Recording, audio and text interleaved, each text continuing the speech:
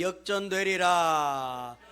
오늘 본문 말씀도 역전되는 인생을 성경이 기록하고 있습니다. 베데스다 연못가에서 38년 동안 앉아서 역전을 기다리며 살고 있는 사람이 바로 그 사람입니다. 한번 따라 할까요? 베데스다 연못, 갈등의 현장. 다시 한번 베데스다 연못, 갈등의 현장. 좀 따라하라 하면 좀 따박 이렇게 따라 해야 되는데 막 흐리듯이 열리는 현장이 하지 말고 발음을 분명하게. 다시 한번 갈등의 현장. 베데스다 연못에 살고 있었던 38년 된 병자, 그 외에도 수많은 병자들이 거기 살고 있었는데, 특별히 오늘 이 38년 된 병자는 갈등을 겪는 중입니다. 우리들처럼 말이죠. 오늘 이 시대를 살아가는 저와 여러분들 역시 갈등 속에 살아가는데, 38년 된 병자도 역시 갈등의 삶을, 오늘 갈등과의 전투를 벌이는 현장을 이제 볼 수가 있습니다. 첫 번째, 그가 겪은 갈등, 어떤 갈등이냐? 한번 따라 할까요? 막연함이냐? 명확함이냐? 다시 한번, 막연함이냐? 명확함이냐? 자, 막연하다, 명확하다 라고 하는 것에 대한 갈등이었습니다. 우리 3절 4절 본문 한번 띄워보세요. 3절 4절 말씀 우리 한번 읽어볼까요? 시작. 그 안에 많은 병자, 맹인, 다리 저는 사람, 혈기 마른 사람들이 누워 물의 움직임을 기다리니, 이는 천사가 가끔 못새에 내려와 물을 움직이게 하는데, 움직인 후에 먼저 들어가는 자는 어떤 병에 걸렸든지 낫게 되밀어라. 아멘. 네, 우리 성경은, 우리 방송실 성경 구절은 본문 성경 구절을 띄우면 됩니다. 네, 우리 함께 읽은 본문 성경 구절을 띄우면 됩니다. 38년 된 병자는 그야말로 막연한 미신에 의존하며 살고 있는 인생입니다. 천사가 가끔 못새 내려와 물을 움직이는데, 움직인 후에 먼저 들어가는 자는 병이 낫는다. 오늘 여기 보면은 가끔이라고 말을 합니다. 가끔, 천사가 가끔 못새에 내려와 물을 동한다. 도대체 그 가끔이 언제라는 말입니까? 약속된 시간이 있나요? 날짜를 잡았나요? 봄에 내려온다는 것입니까? 여름에 내려온다는 것입니까? 계절이 정해 있나요? 낮에 온다는 것입니까? 밤에 온다는 것입니까? 몇 시에 온다는 것입니까? 몇 월 달, 며칠에 온다는 것입니까? 이 가끔이라고 하는 헬라 원어가 카타카이로스입니다. 카타카이로스.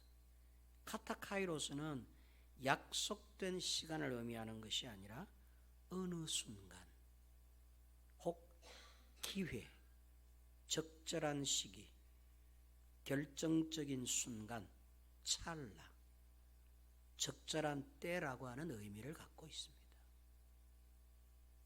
상반간에 서로 계약적 시간을 이야기하는 것이 아니라 암울한 시간, 막연한 시간을 이야기하는 것입니다. 이 사람 38년 된 병자, 앞으로 3년 뒤에 천사가 내려올지 30년 뒤에 천사가 내려올지 모르는 거예요. 3일 뒤에 온다는 것인지, 천사가 일주일에 한 번 온다는 것인지, 한 달에 한 번쯤은 온다는 것인지, 그런 의미가 아니라 하나님이 보내시는 때를 말합니다. 하나님이 주시는 기회의 찰나를 이야기하는 그게 언제입니까? 알 수 있습니까? 인간으로서는 도저히 하나님의 그 기회의 시점을 알 수가 없습니다. 그 가끔이라고 하는 카타카이로스는 오직 하나님만이 아시고 하나님만이 이행하시는 어느 한 순간 시기를 뜻하는 단어입니다. 그런데도 이 38년 된 병자는 그때를 기다린다는 거예요. 예수님께서 마태복음 25장에 종말에 대해서 이야기하실 때 제자들이 묻기를 이 같은 종말이 언제 임합니까? 시간을 물었습니다. 세월을 물었습니다. 우리에게 우리의 시간을 가르쳐 달라는 것이죠. 그때 예수님의 대답은 카타카이로스였습니다. 아무도 모른다. 심지어는 나도 잘 모르겠다. 이 종말의 순간은 누구만이 아시느냐? 오직 하나님만이 아신다. 그것이 카타카이로스입니다. 그런데 이 병자가 그 막연한 시간을 기다린다. 이건 일종의 미련함이요 어리석은 삶의 모습입니다. 이는 그의 종교요 우상이요 미신입니다. 그 순간을 기다리기 위해서 아무것도 하고 있지 않는, 들어 누워만 있는. 예수님은 틀림없이 재림하실 겁니다. 반드시 우리를 영원한 가나안에 들이시기 위해서 우리를 데리러 오실 거예요. 그런데 그 시기는 분명함에도 불구하고 우리는 그 시점을 알 수 없습니다. 그러면 뭐 해야 됩니까? 38년 된 병자처럼 그 시기만, 그 순간만 기다리면서 아무것도 하지 말까요? 종말은 오니까 종말을 기다리면서 그저 기도원에 올라가서 흰옷 입고 노래나 부르고 있을까요? 과거 다미성교회처럼 어리석은 짓입니다. 예수님은 뭐라 그러셨어요? 두 사람이 밭에서 일하는데 한 사람은 데려감을 당할 것이요. 두 사람이 똑같이 맷돌을 주방 일을 하고 있는데 부엌에서 한 사람은 데려감을 당할 것이요. 두 사람이 지붕에서 지붕 고치고 있는데 한 사람은 남겨두고 한 사람은 데려. 기도원에 있을 때가 아니에요. 그저 본인에게 주어진 일상생활을 열심히 살고 있을 때 주님이 데리러 오신다는 것이죠. 아멘. 그럼 우리가 해야 할 일은 38년 동안 들어 누워 있는 일이 아니라 뭔가를 해야 되는 것이죠.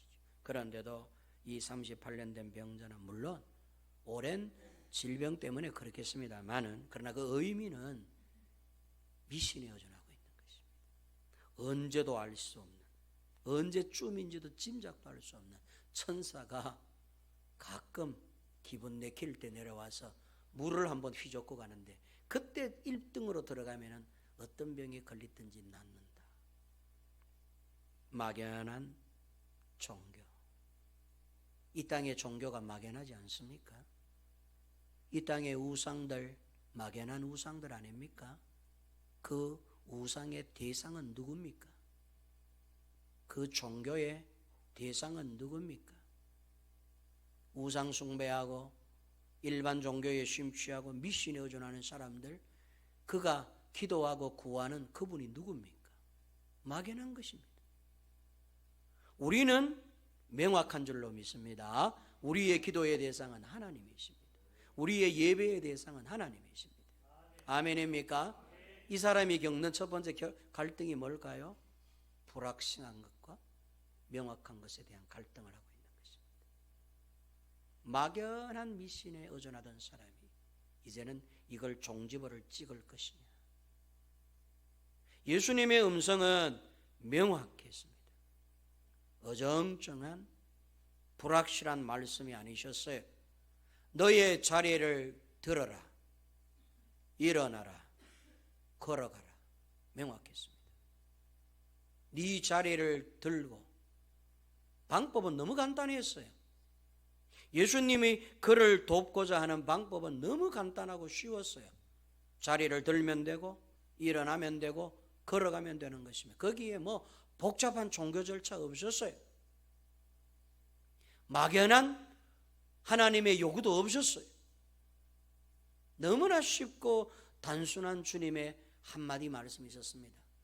네 자리를 들어야 된다. 너의 자리 들지 말고 옆에 있는 병자의 소리를 들지 말고 네가 깔고 앉아 있는 너의 그 주저앉아 있는 자리, 너의 그 미신적인 삶의 자리, 너의 그 막연한 종교적 자리, 우상의 자리를 들고 일어나 걸어라 라고 하는 것이 명확한 예수님의 말씀이셨습니다. 자, 이 38년 된 병자가 여전히 미신에 의존하며 살 것인가, 아니면 명확한 하나님의 말씀을 붙잡을 것인가, 갈등하고 있었던 것입니다.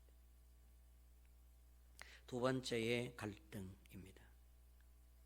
자, 두 번째 갈등 한번 읽어볼까요? 시작. 세상의 희망이냐 하늘의 희망이냐의 갈등. 따라합니다. 세상의 희망, 하늘의 희망. 7절 말씀, 자 띄워보세요. 한번 읽어봅니다. 7절 시작. 병자가 대답하되 주여, 물이 움직일 때에 나를 못에 넣어주는 사람이 없어 내가 가는 동안에 다른 사람이 먼저 내려가나이다. 자, 여러분, 이 베데스다라고 하는 뜻이 자비로운 집이라는 뜻이에요. 자비의 집이라고 하는 뜻입니다. 그런데 베데스다에는 자비란 없었어요. 당신이 먼저 들어가십시오. 아, 제가 보니까 나보다는 당신이 더 아픈 것 같은데, 당신이 더 급하신 것 같은데 저는 다음에 갈게요. 당신이 먼저 물속으로 들어가세요. 여러분, 이런 자비는 없었어요. 저 사람을 제치고, 저 사람이 나보다 더 중한 환자든지 중한 환자가 아니든지 상관없어요. 일단 1등으로 들어가야 돼. 물이 동할 때에 제일 먼저 들어가야 돼. 저 사람을 짓밟고서라도, 저 사람을 올라타고서라도, 저 사람을 끌어내리더라도 그야말로 1등하기 위한 전쟁터가 베데스다 연못가였습니다. 죽느냐 사느냐의 경쟁 상대들만이 가득한 삭막한 삶의 자리, 그것이 베데스다 연못이었습니다. 자비라는 눈꼽만큼도 없는 것. 그곳이 어디일까요? 우리가 사는 세상입니다. 자비란 없습니다. 실력 있는 자만이 생존할 수 있는 것. 친구를 떨어뜨려야만 내가 합격할 수 있는 것. 남보다 더 뛰어나야만 성공할 수 있고 대접받을 수 있는 것. 이 세상은 마치 베데스다 연못이라고 사람들이 거짓말을 합니다. 그러나 이 땅에는 베데스다는 없습니다. 자비는 없고 그저 쌍막함만이 존재합니다. 38년 된 병자, 이 사람이 어느 만큼 쌍막한 세월을 보내고 있느냐, 그를 부축해 줄 만한 단 한 명도 갖고 있지 않는 사람이었습니다. 이것이 세상의 희망이었습니다. 38년 된 병자가 여전히 세상에 기대고 있는 희망은 나를 도와줄 한 사람을 찾고 기다리는 것이었습니다. 그러나 38년 동안 있어 봤는데 한 번도 그를 도와주는 일은 없었습니다. 그런데도 여전히 38년 된 병자는 나를 도와줄 이 세상에 누군가가 있을 것이라 기대하면서 희망을 걸고 살아가고 있는 사람입니다. 자, 이제 예수님이 오셨습니다. 예수님이 그에게 묻기를 네가 낫고자 하느냐 물으셨습니다. 예수님이 이렇게 친근하게 그에게 질문을 던진 것은 이미 그를 돕고자 하늘의 희망을 안고 내려오신 것입니다. 그의 편이 되어 주시기 위해서, 그의 어깨를 부축해 주시기 위해서, 그의 손을 잡아 이렇게 세워주기 위해서, 세상에서 지금껏 얻지 못했던 그 한 사람의 자비로움을 예수님을 통해서 만나는 순간입니다. 이 순간 이 38년 된 병자 누구의 손을 잡을 것이냐. 여전히 세상의 희망, 세상의 자비라고 하는 이 희망에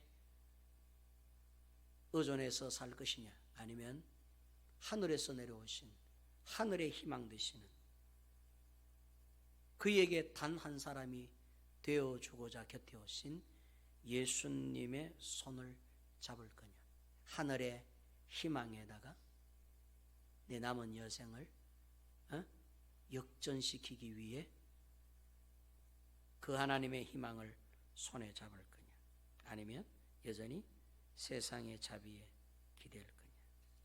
이것은 그가 겪는 두 번째 갈등이었습니다.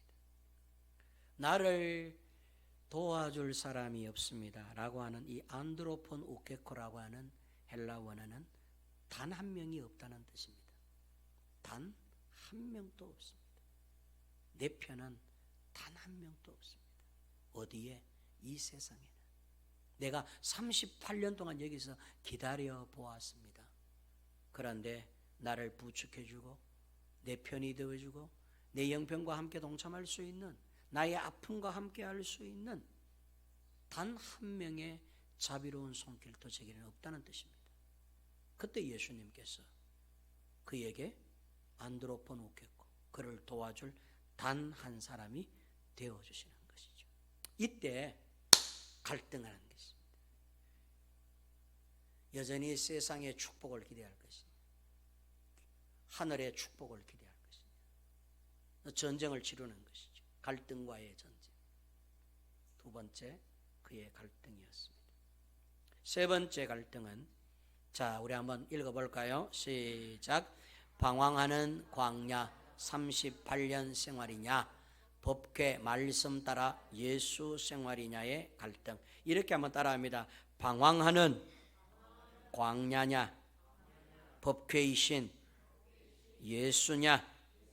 자, 여러분, 우리 5절 말씀 한번 띄어봐서 읽어봅니다. 5절 시작. 거기 38해 된 병자가 있더라. 아멘. 여러분, 38해 38년 동안 한 곳에서 병과 씨름하고 있는 환자가 있었다.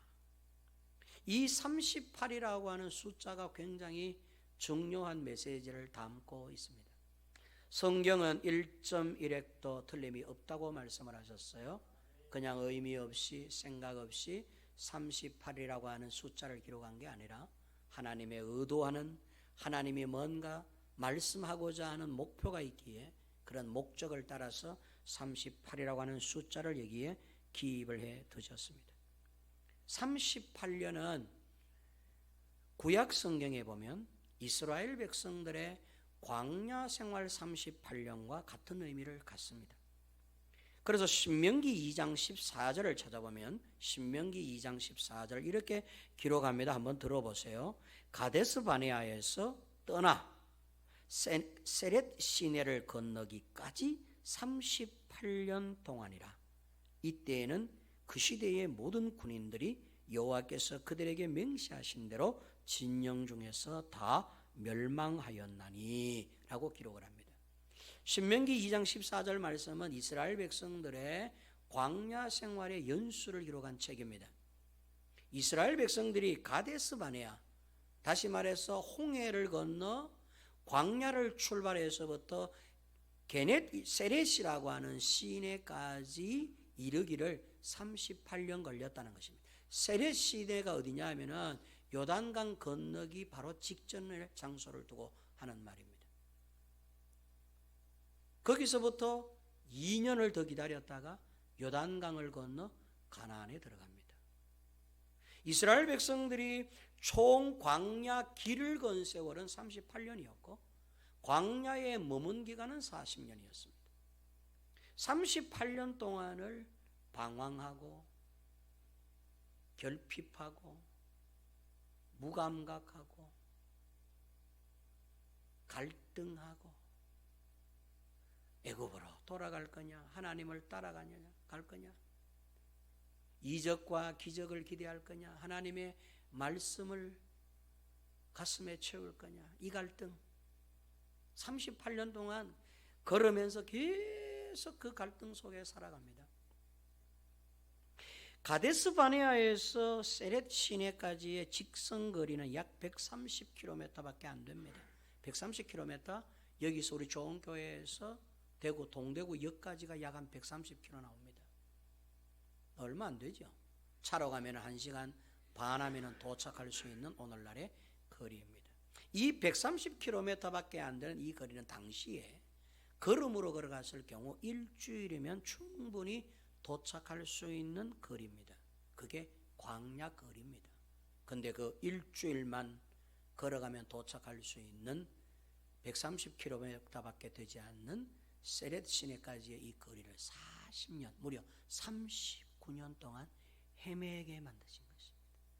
광야를 겪게 하셨어요. 이 38년 동안을 하나님께서 왜 헤매게 하셨느냐? 요인은 그들의 불신앙 때문이었습니다. 하나님을 믿지 못함, 하나님을 의심함, 아직까지도 하나님을 믿지 못하는 자들, 불신앙인들입니다. 이런 이들은 38년에 방황하는 광야를 겪습니다. 뭘 해도 안 됩니다. 지지리도 인생이 안 풀립니다. 하나님을 불신앙하면 진짜 그런 경험을 하게 됩니다. 하나님은 이스라엘 백성들로 하여금 불신앙의 벌이 어떠한가를 가르쳐 주셨습니다. 하나님을 못 믿겠다는 거예요. 10가지 재앙을 보여주시고 홍해 바다를 갈라서 그 길을 걷게 하셨는데도 불구하고 이스라엘 백성들의 갈등은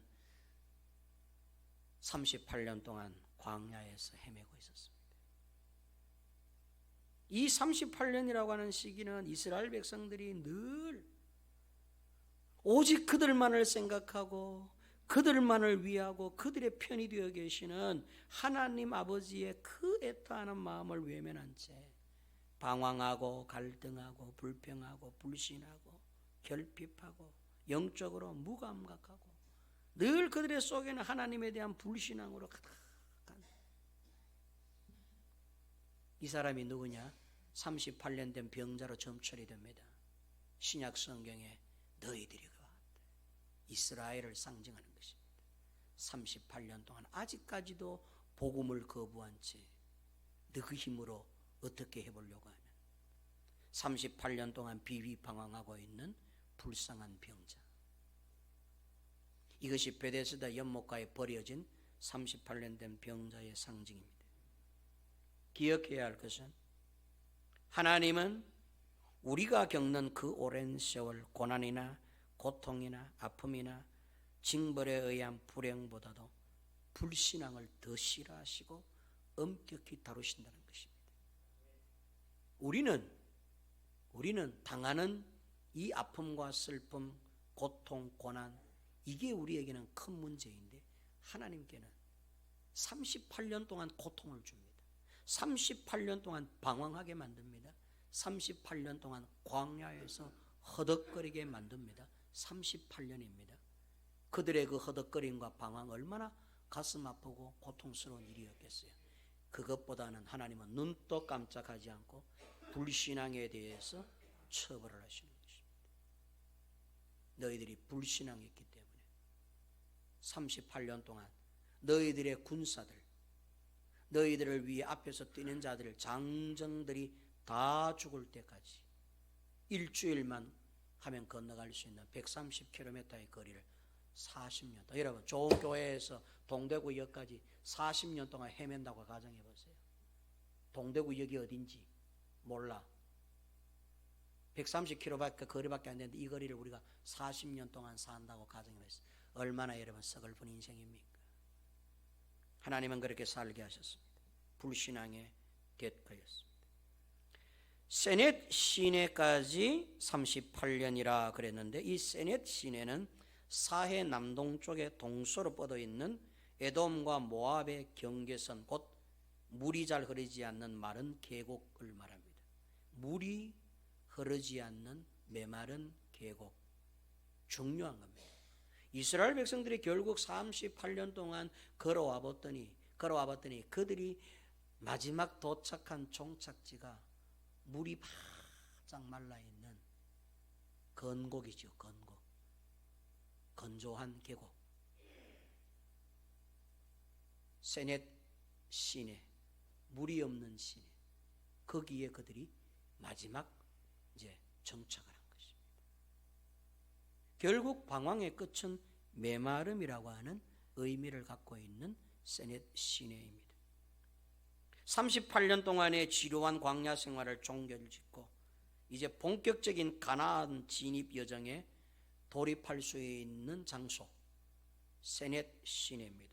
이곳에서 광야의 끝 지점에 도착하여 거기서 2년을 더 지냅니다.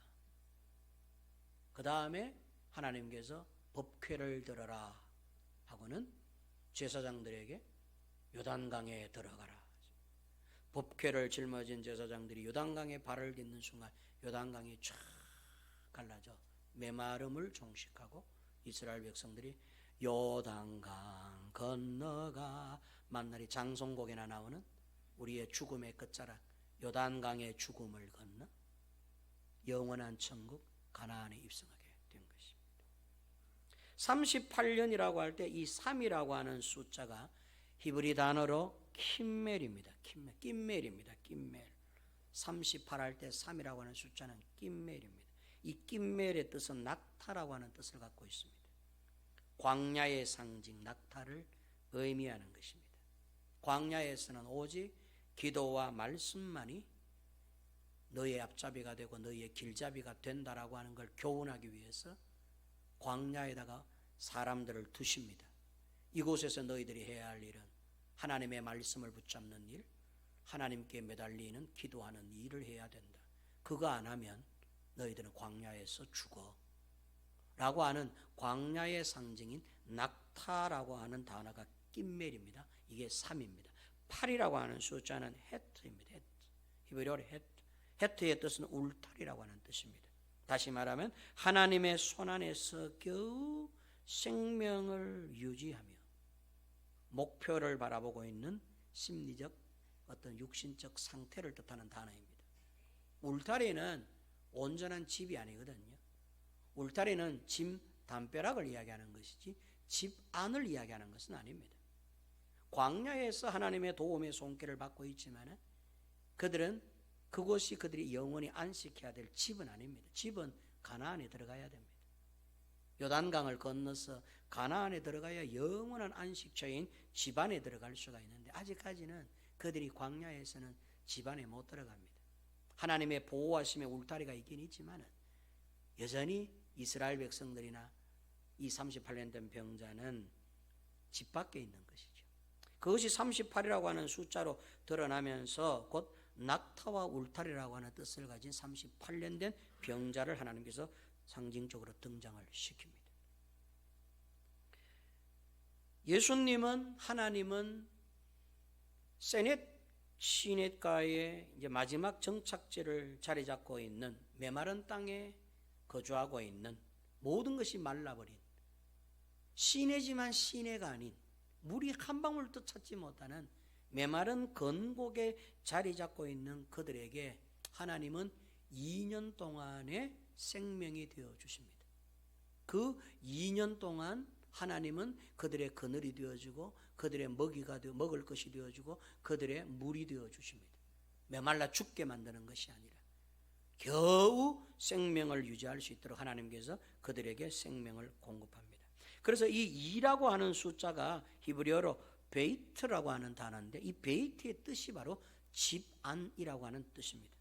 다시 말하면 하나님의 손길이 2년 뒤에는 2년 동안 하나님의 손길이 너희와 함께해서 영원한 집인 천국에 들어가는 목표를 이룬다라고 하는 뜻의 히브리어 숫자 2가 그 뜻을 갖고 있습니다. 자, 그러면 결론적으로 예수님은 38년 된 병자에게 지금 뭐가 되어주시느냐 하면 2년 곧 베이트가 되어주시는 것입니다. 그래서 38년 동안의 이 광야의 이 방황하는 생활을 종지부 찍을 것이냐 아니면은 나의 영원한 안식처가 되실 내게 영원한 집을 선물로 주실 이 방황하는 광야가 아니라 이제는 하나님의 손길 안에서 영원한 아버지의 품에서 영생을 누리게 될 이 젖과 꿀이 흐르는 땅이신 가나안이신 예수님의 손을 붙잡을 거냐에 대한 갈등을 하고 있던 것입니다. 38년이냐 나에게 생명의 인연이 되신 예수냐.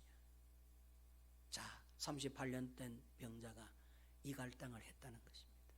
이게 요한복음 5장 1절에서 10절까지 우리에게 들려주시고자 하는 구속사적 의미입니다. 마지막으로 네 번째는 자, 한번 띄워볼까요? 시작. 익숙함이냐 어색함이냐의 갈등. 따라합니다. 익숙함이냐 어색함이냐. 자, 크게 한번 따라하세요. 사실은 우리가 예의 집중해야 될 부분이 바로 이 부분입니다. 제가 오늘 여러분들에게 정말 드리고 싶은 내용은 바로 이 말씀입니다. 익숙함이냐 어색함이냐.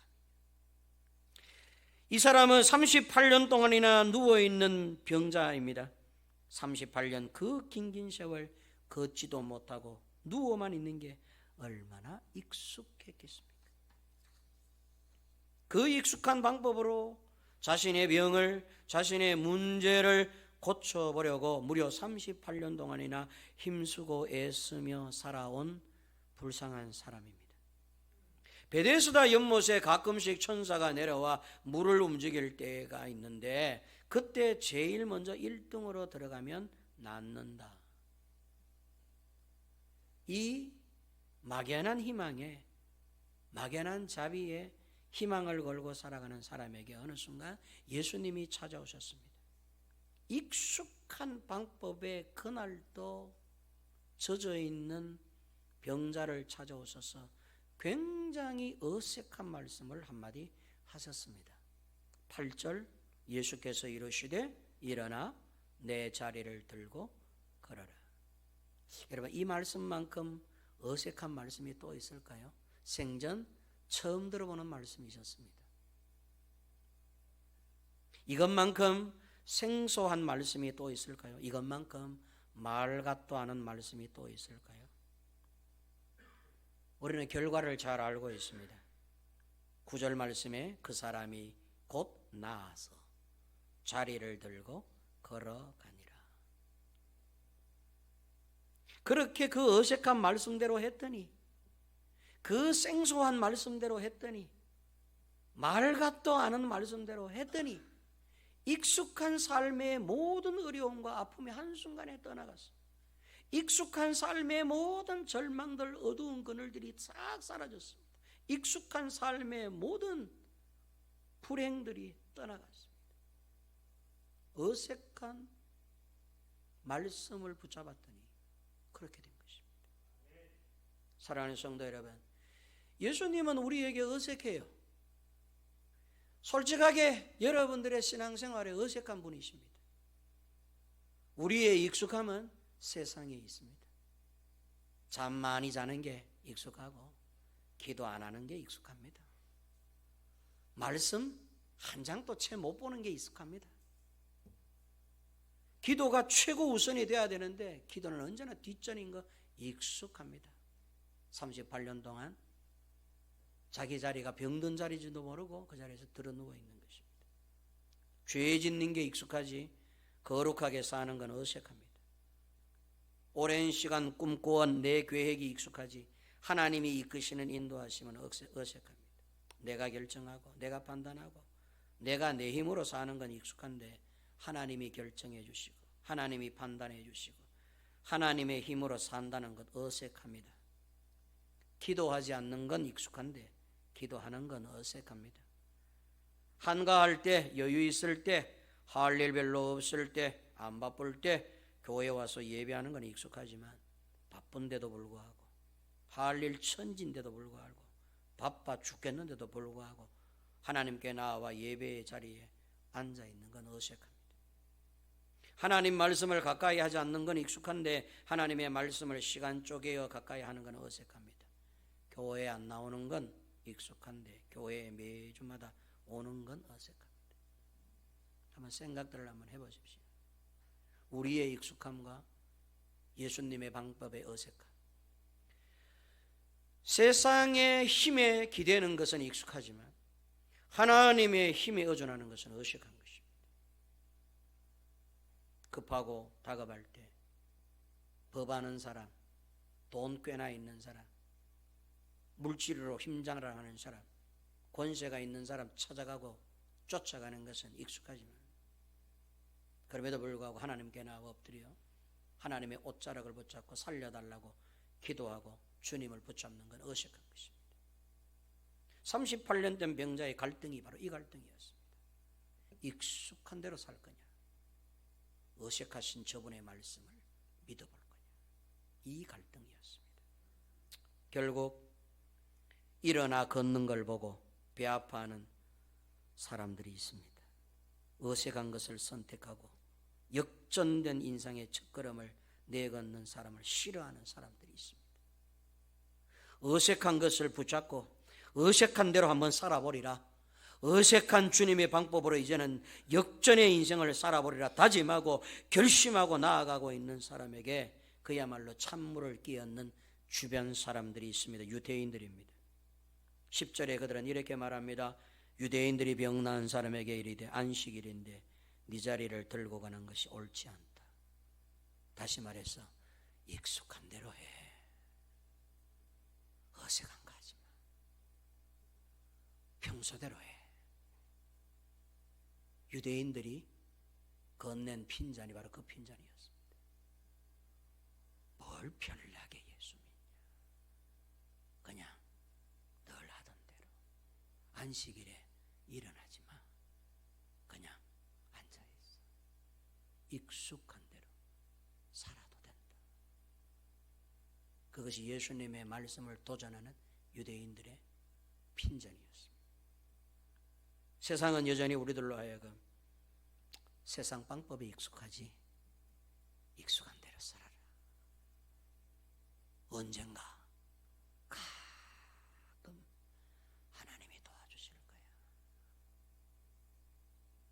그때를 기다리면서 기다려. 익숙한 거 해.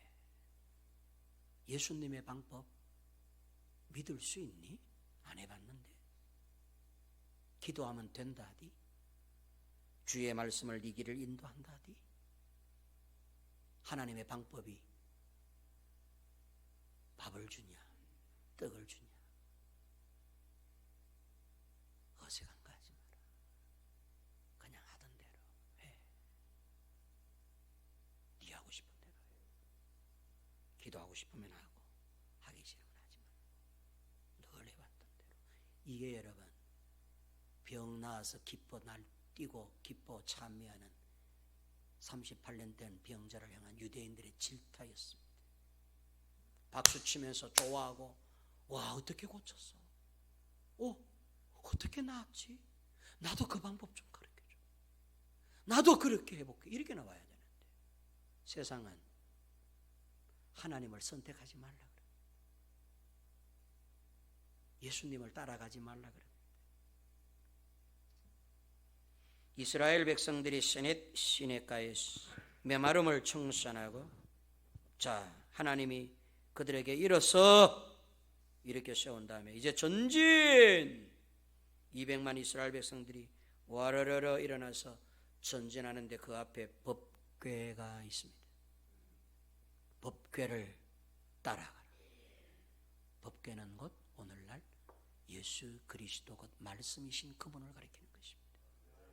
법궤를 따라가면 가나안에 갈 수 있다.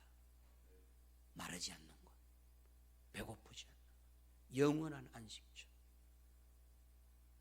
요단강으로 들어가도 따라가. 법궤만 따라가면 돼. 요단강이냐 아니냐 별 문제가 안 돼. 법궤만 따라가면 요단강도 거뜬히 건너고 가나안에 들어갈 수 있다. 그것이 여러분 광야 생활의 종지부였습니다. 마지막 법궤를 따라가는 것. 성도 여러분, 홍해를 처음에 건널 때에 하나님이 밤새도록 자연을 이용한 바람을 불어서 홍해 바다를 벽처럼 세우고 그 길을 이스라엘 백성들이 건너게 하심으로 광야로 들이셨습니다. 그때는 하나님이 직접 나서서 하나님이 바람을 동원해서 바다를 갈라주셨습니다. 그때 이스라엘 백성들이 한 일은 아무것도 없었어요. 모세가 지팡이 끝만 홍해 바다에 딱 대고 있어요. 그때부터는 하나님이 후 하고 하나님이 입김을 부시고 바람을 부시고 하나님이 실력 발휘를 해서 홍해 바다를 건넜습니다. 요단강은 하나님이 그렇게 안 해주셨어요. 요단강은 말씀을 따라가야 돼. 법궤를 따라가야 돼. 기다려, 내가 요단강을 갈라줄게. 그러지 않았어요. 법궤를 든 제사장들은 두려워하지 말고 겁내지 말고 요단강에 발을 내디더라. 법궤를 든 제사장들이 요단강에 신발을 벗고 맨발로 발을 탁 디디니까 세상에 물이 점점 줄어들더니 메마른 땅이 되기 시작하고 그 뒤를 이스라엘 백성들이 따라갔다. 천국에 들어가는 마지막 입성은 여러분 말씀 따라 가야 된다는 걸 가르치는 교훈입니다. 기억하세요. 38년 된 이 광야 생활의 종지부를 뭐로 결산할 거냐? 어떻게 해야 역전된 인생을 새롭게 한번 남은 38년을 살아볼 거냐? 라고 할 때 뭐 따라가야 되느냐? 예수 말씀 따라가야 되는 것입니다. 그런데 예수님의 말씀은 여전히 38년 된 병자에게는 안 해본 것이라서, 처음 해본 것이라서 어색한 것이었습니다. 그런데 그렇게 어색한 것을 붙잡았더니 역전의 인생이 시작이 된 것입니다. 사랑하는 성도 여러분, 우리는 이제 그만 나의 익숙했던 삶의 방식을 청산해야 합니다. 우리에게 진정한 새로운 역전의 삶을 기대하신다면 어색하지 안 해본 거잖아, 그지? 잘 안 해본 거잖아.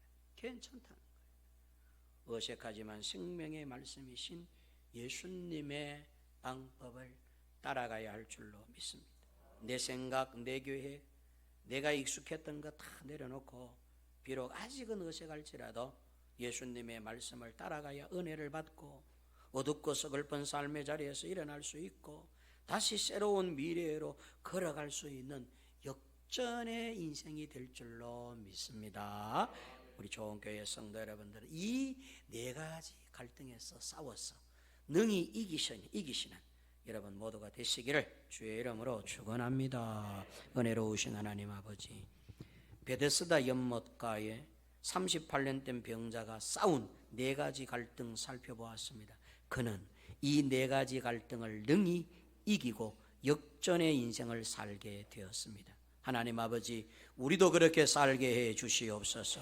특별히 하나님 아버지, 38년 동안 한자리에 앉아있는 이 익숙함에서 일어나는 것, 예수님이 요구한 말씀이셨습니다. 네 자리를 들고 일어나라라고 하는 것은 익숙한 너의 이 세상 생활을 청산해. 비록 어색해 보이지만 내 방법을 따라, 내 말을 따라, 내가 지시하는 대로 해봐. 그러면 네 인생 남은 38년 역전의 인생 살 수 있다. 그것이 38년 된 병자에게 마지막 주신 갈등의 싸움이었습니다. 은혜로우신 하나님 아버지, 우리 좋은 교회 성도들 익숙한 삶의 방식을 청산하고 어색한 주님의 방법을 선택하여 역전된 인생 살게 하여 주옵소서. 예수님의 이름으로 기도하옵나이다. 아멘.